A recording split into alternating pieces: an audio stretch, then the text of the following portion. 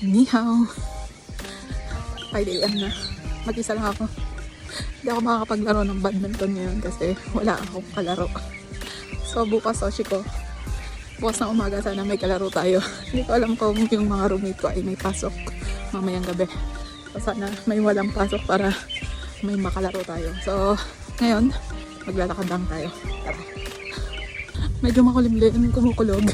30 minutes na tayo naglalakad. Nakakatakot yung kulog. Pero mukhang hindi pa naman ulan. Oops. Kaya kumikidal. So guys, naglalakad muna ako. And then, hindi na rin ako baka abutin tayo ng malakas na ulan. Umulan. So guys, 30 minutes para tayo naglalakad. Nakatakbo na rin naman ako. Ayan, basa na ako. Medyo umuulan, kumukulog, kumikidlat. So baka lumakas maya. Kaya, hindi na lang ako guys. Bukas lang ulit. Okay na yan. 4 kilometer naman tayo. Pinagpawisan na rin naman. Bukas na ulit guys.